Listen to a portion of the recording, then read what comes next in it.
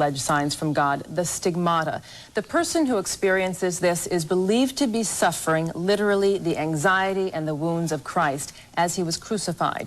Now, Michael, you had heard reports that Katya Rivas had experienced and suffered through the stigmata before, and you were determined, were you not, to get this on camera? Yeah, and in fact, we interviewed a doctor who said that he'd witnessed Katya having what appeared to be a stigmata, and she exhibited the vital signs of a person who was dying. He said that the wounds were real, but incredibly had healed when he examined her the next day. I thought it was essential for this story that we film the experience for ourselves, and our first attempt became, in itself, part of the story.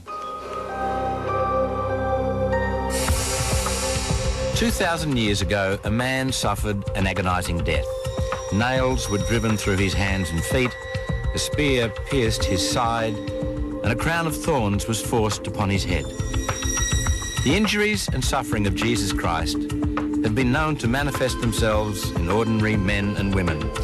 It's the phenomenon called stigmata.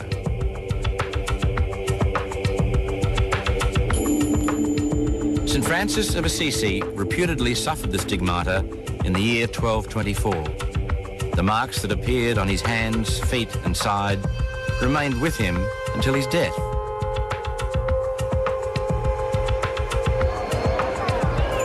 The stigmata continues to inspire awe and amazement.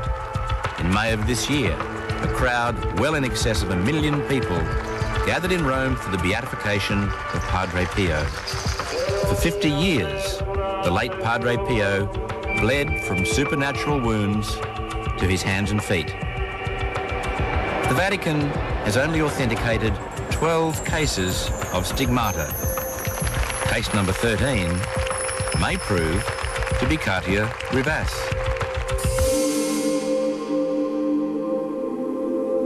May prove. We began our investigation of stigmata in Bolivia at Easter. We believed that Katya's stigmata could happen on Good Friday, the day of Christ's crucifixion.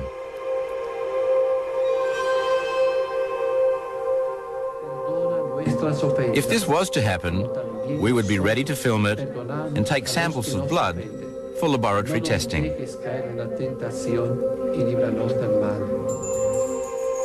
But as we began filming, Katya says she received another message for us from Jesus. Tell Mike that maybe this is not the moment or time to take the samples you are looking for. There would be no stigmata. We had come all the way to Bolivia, it seems, for nothing. And we were disappointed. But the messages continued.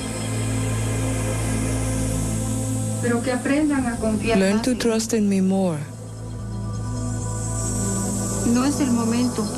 This is not the right time.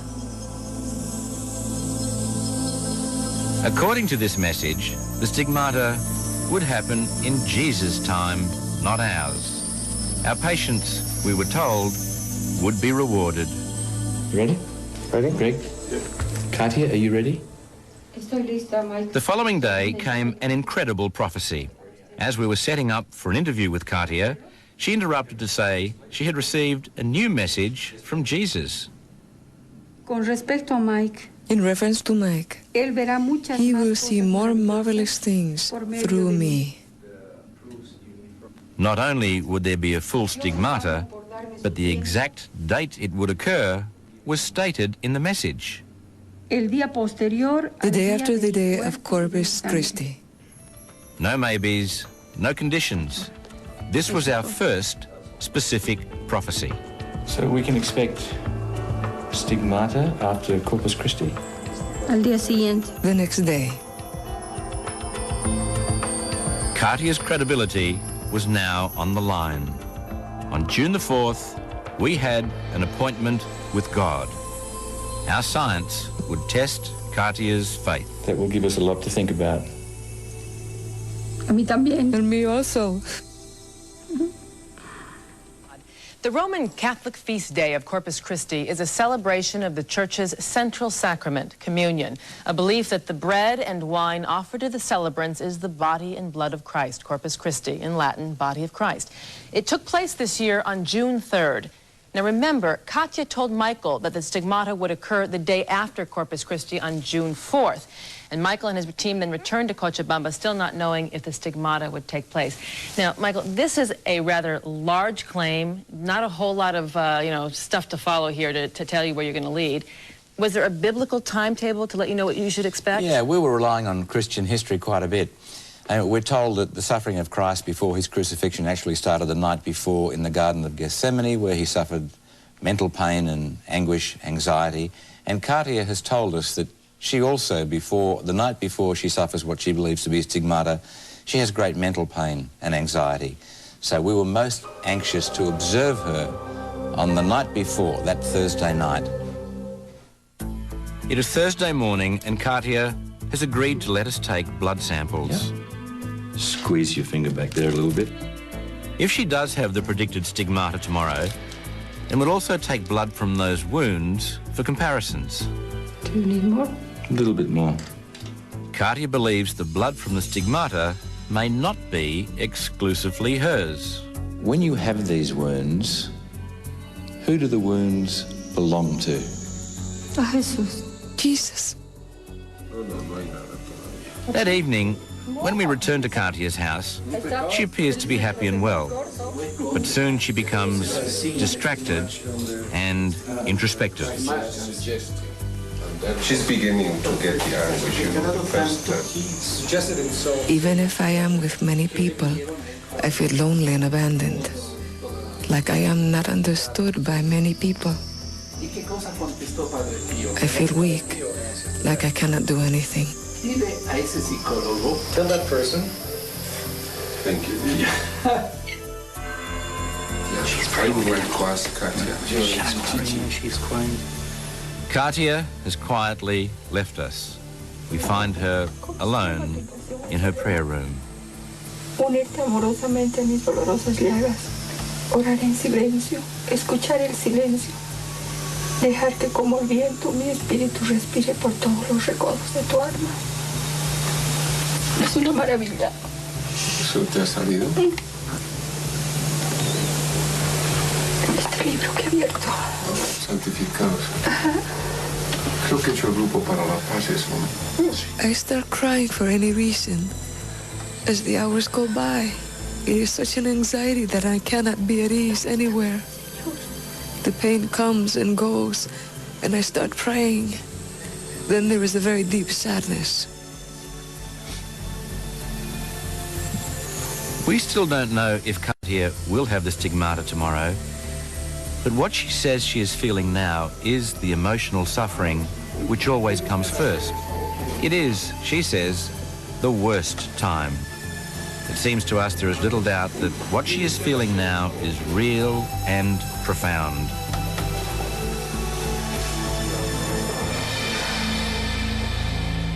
Now, no doubt, Michael, it seems very moving and very disturbing, but again, there are viewers out there who'll say, she's faking it, it's psychosomatic. How confident were you being there that she would actually go through the physical stigmata the following day? I wasn't confident. I did have a feeling that it would happen the next day, but the question of whether it's psychosomatic is a very relevant point. There are doctors, psychiatrists, even priests who believe the external signs of the stigmata can be psychosomatic. So if Katya was somehow mentally self-inducing all this, then her distress that night could not be seen as conclusive proof of the stigmata to come. We had to wait for the Friday. Jesus is said to have started to carry the cross at midday and died at 3 p.m. So those were the hours we were watching for.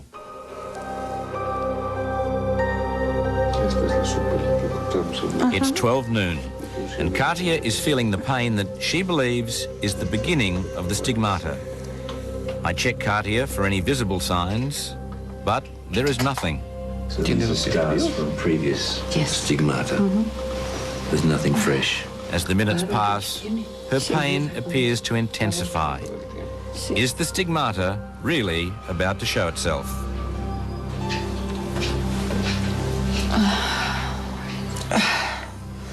Katya's spiritual advisor, Father Renzo Cecilo, is by Katya's side. He notices that her forehead has begun to bleed from tiny wounds, which would be consistent with the crown of thorns. She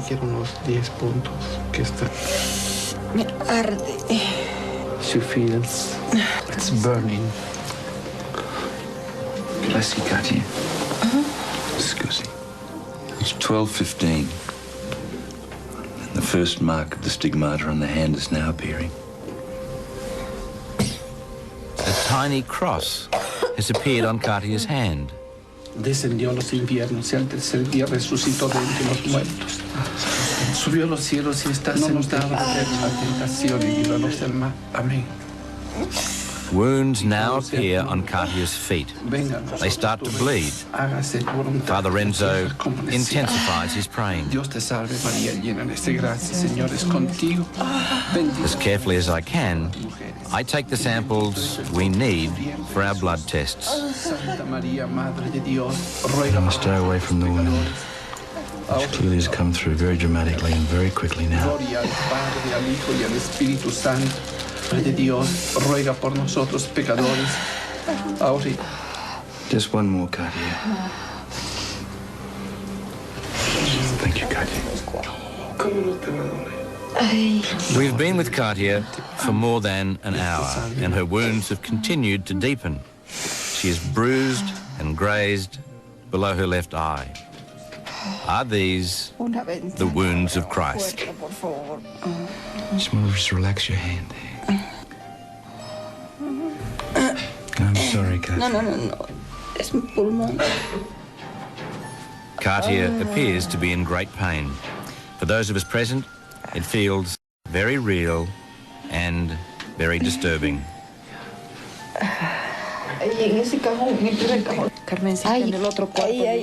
Friends who have come to pray with Katya gently wrap her bleeding hands with bandages.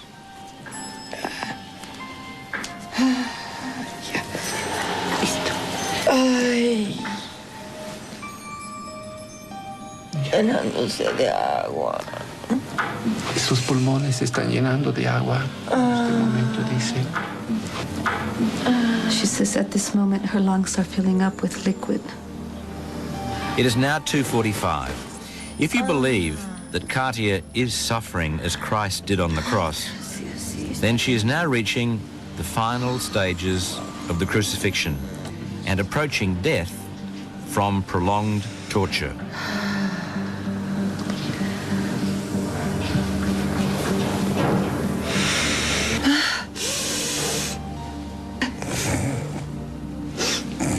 Katya's daughter, Tatiana, has arrived to help her mother. It is heartbreaking and frightening. Her mother's pain is affecting everyone in the room.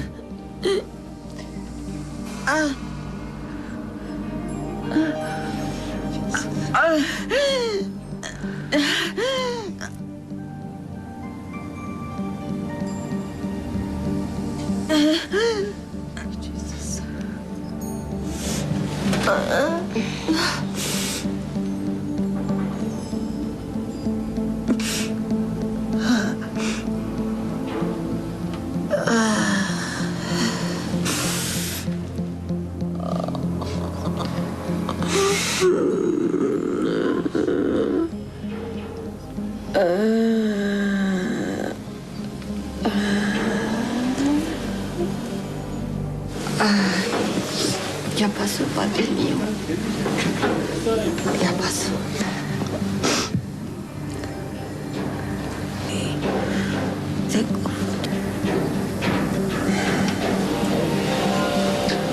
It's past. It's over. It's over.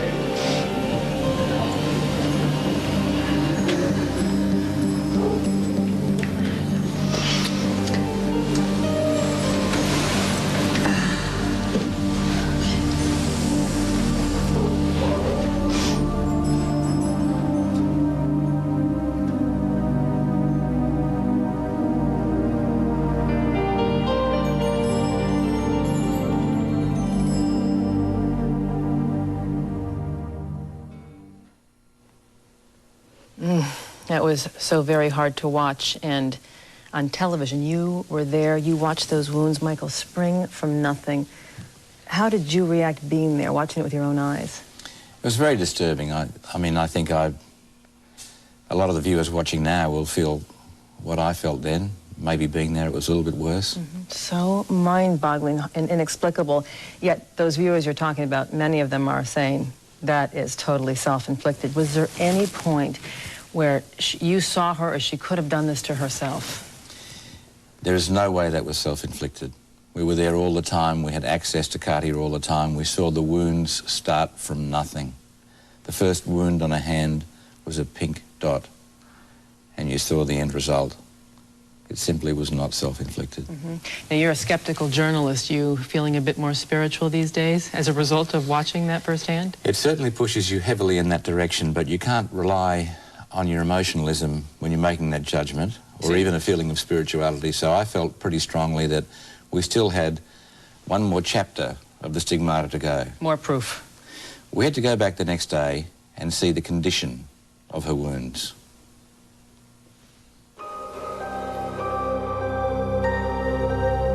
Katya, good morning. Good morning. ¿Cómo estás, Mike? When I visit Katya the day after the Stigmata, I am shocked by her recovery. So much better. Less than 24 hours ago, she literally appeared to be dying. Today, she is almost fully recovered. The most striking change is in her face. The wound below her left eye has disappeared, as have the marks on her forehead. And your hands? The back of her hands, yesterday open bleeding wounds, have also healed. 2 crosses now. Oh, muy bien. And her feet, again, open bleeding wounds less than 24 hours ago, show wounds just healed, smooth to touch.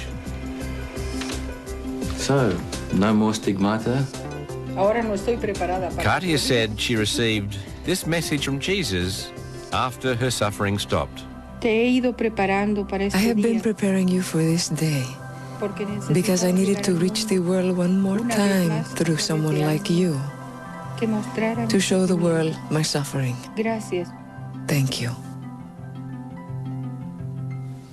So she was on a mission and you were there to help.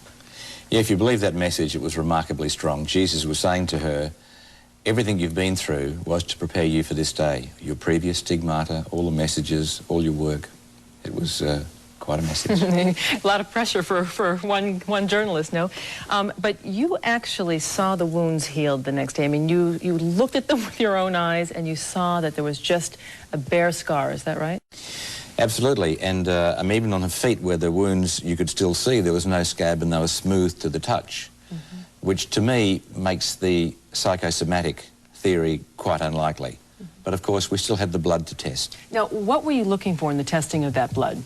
Well, firstly, in being able to take the blood, that was part of our test, to authenticate that the wounds were real. The fact that we could take blood from wounds authenticated that. But then there's the question, if the wounds are the wounds of Christ, could the blood be the blood of Christ? I'm glad we're not asking any small questions in our special. When we come back, we'll be going back to Forensic Analytical, where blood expert Lisa Calandro will attempt to answer those questions live. Stay with us. We just saw Katya Rivas appeared to experience the Stigmata while Michael and his team were present at her home in Bolivia. And while she was bleeding, Michael was permitted to take samples of the blood. Let's go back now live once again to Forensic Analytical, where expert Lisa Calandro is standing by to tell us of the results done on that blood. Lisa, anything unusual? Well, what we received was samples taken from the hands and feet and also 2 known reference samples. And those are samples taken from known individuals. We looked at the hands and feet samples first to determine that the swab samples did contain blood and that blood was human. We then subjected those swabs to genetic testing and determined that, again, the blood was from a female. After that, we looked at the 2 reference samples. One of those was from a male. The second was from a female. That one was labeled K, and it was taken from Katya. The genetic profile that we obtained from the hands and feet samples and from the reference sample from Katya matched across several discriminating DNA markers. So, Ms. Calandro, this was Katya's blood that emanated from the stigmata, and there was nothing else unusual about that sample? We could not exclude Katya as the source, and we did not find any evidence of a source other than Katya in that sample. You have been so gracious to be with us tonight. We thank you so much for your expertise. Nice talking to you. Okay, so Giselle, the blood results were normal. It was simply the filming that was extraordinary. So you're not disappointed? Well, how can you be disappointed with a film like that? It was pretty extraordinary. If we looked for too much in the blood, we didn't get it. In the filming, we got the extraordinary. And I certainly have never seen anything like that before, Michael. All right, the signs of God we have been investigating tonight are often accompanied by a message. And one constant theme of the messages worldwide over the last 10 to 20 years has been that if man does not turn back to God, there will be a steady increase in natural disasters in our time. Is it just a coincidence, then, that the last decade of our century has been the most punishing of all?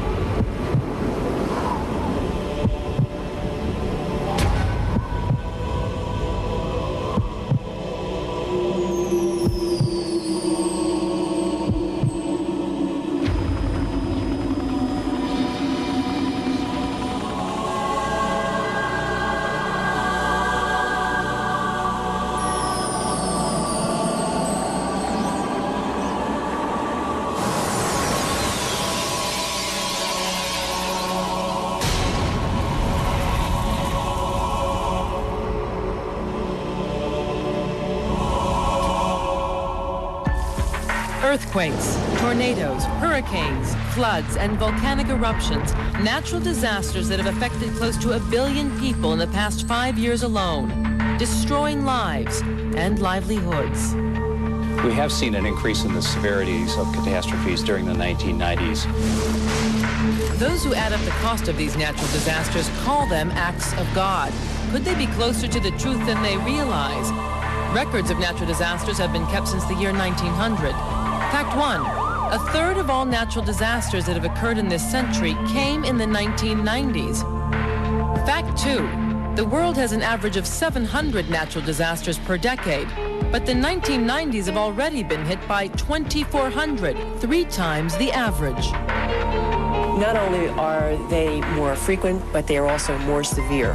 In fact, 9 out of 10 of the most costly natural disasters to have occurred in this country have occurred in the last 10 years. Fact 3, floods now affect 130 million people a year, a 700% increase compared to the 70s. Fact 4, hurricanes and tornadoes affected 6 times as many people in the 90s, a 600% increase. As the pattern continues, again comparing the 70s to the 90s, 4 times as many people were affected by volcanic eruptions, twice as many affected by landslides. Fact 5, from 1960 to 1989, there was only 1 year when the United States had 1,000 or more tornadoes. But in the 90s, the U.S. has had at least 1,000 every year. Insurance companies have come up with a new phrase for this late century phenomenon. They call these mega catastrophes, where the cost of property is calculated in tens of billions of dollars. But the cost to human life cannot be so neatly measured. In a remote part of New Guinea last year, a tidal wave literally wiped 4 villages off the face of the earth. In dollar value, the huts did not amount to much. Yet 2,600 lives were lost that day. A mega catastrophe, or yet another act of God? As we attempt to gain some perspective on what we have seen tonight, let's hear once again from a Catholic Church authority, Father Peter Stravinskas, a noted writer and teacher. Once again, thank you for joining us, Father. Thank you. You've just seen this increase in natural disasters at the century's end. Is this a coincidence or a message from God? Well, of course, we've always had natural disasters, but certainly the frequency and the intensity that you have identified certainly ought to make us stand up and take notice. If we look at all of the extraordinary supernatural phenomena that have been reported, let's leave it just at this century, there is one consistent message. Whether it's Fatima or more recent church-approved apparitions, it is the message of Christ at the beginning of his public ministry. Repent and believe in the gospel. And I suppose that our Lord is saying, or his Blessed Mother, very simply that perhaps if we haven't been heeding the very simple but profound message of the gospel for 2,000 years, perhaps this is another wake-up call, another opportunity to arouse our sensibilities to the fundamental call to repentance. Father, what's your reaction to the apparent stigmata of Katya? I think that my approach would be still extremely cautious. The Church has very clear procedures for reacting to these alleged extraordinary phenomena, and from what I can determine, those procedures have been followed very carefully in this case. There is still, as far as I know, no definitive acceptance of the supernatural character. I think it's also important to point out to our viewers that while the Church might approve an apparition or some kind of supernatural phenomenon, it does not require Catholics to believe in those phenomena, even if approved. They're declared worthy of belief, which is to say a Catholic is free to believe in it if he chooses, but need not do so. Father Stravinskas, thanks for your time. We really appreciate that. Thank you. Michael, I am wondering, did you have any insight to the moments when Katya says she actually sees Jesus? Very much so, Giselle. In our major interview with Katya, it was quite a revelation. We'd already seen Katya say she saw Jesus when we were doing the EEG testing. In an interview later, two things happened. One, at one time, she appeared to be using the words of someone else. When I asked her, she said Jesus was telling her what to say. And two, she said that Jesus appeared to her as we were talking. Again, this is a very important opportunity for viewers to make their own judgment on Katya's credibility. I started by asking her about the appearance of Jesus during the EEG testing. How did he look? Hermoso. Beautiful. He was wearing a white tunic without a robe. He was in a white tunic, smiling. His eyes were very light. Very beautiful. Hermoso. Beautiful. Katya, tell me what you see when you're looking over my shoulder. Above your head, Mike.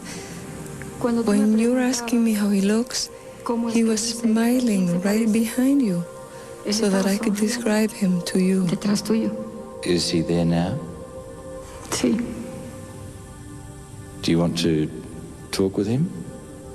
No, I don't need to. Katya, is this the first time you've seen Jesus like this? Yes, that I see his full figure. He was there as if there was a man there? Sí. If your judgment is that Katya is telling the truth, then Jesus appears again 20 minutes into the interview.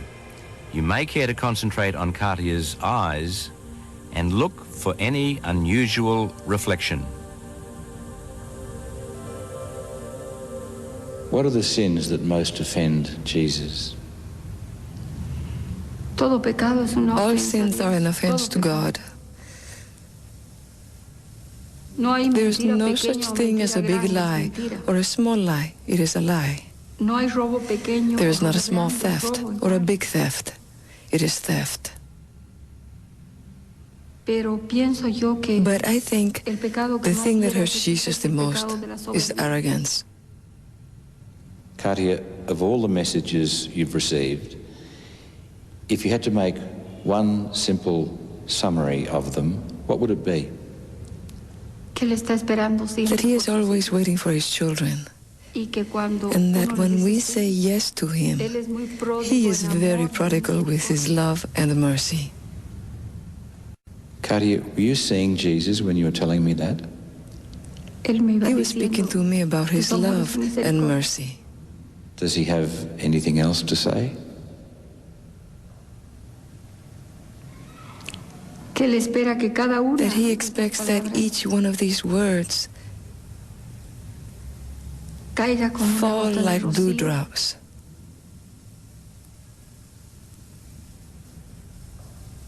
para to consolar comfort y curar los and corazones heal de los men's hombres. hearts. Porque el mundo Because está the muy world dolorido is y full muy of sufriente. pain and suffering. You keep looking. Y dice que él también te está mirando a ti, Mike. He says that he is looking Y at está you, bendiciendo Mike, el trabajo de and he usted. is blessing the work that you are doing. Que también estas He palabras says son that para these ustedes. words are for you also.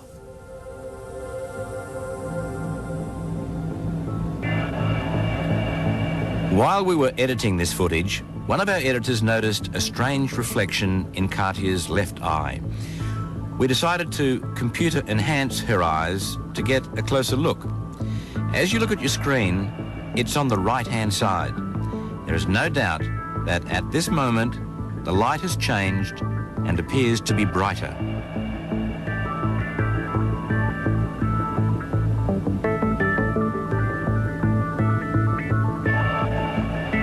It's definitely different. I mean, I don't know what's causing it, but there's a lot more definition in the reflection, and there's nothing that's changed in the camera setup or anything. So whatever it's reflecting is definitely stronger.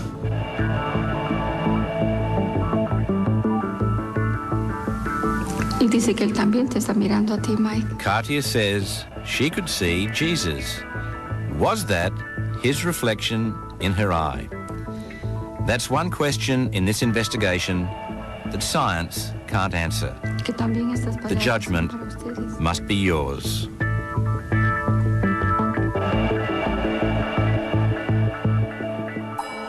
A reflection of something divine, at the very least thought-provoking. And we conclude our special Signs from God by returning one last time to Bolivia, where Katya Rivas has been watching our broadcast live. I'm going to welcome Katya and thank her for sharing her story with us.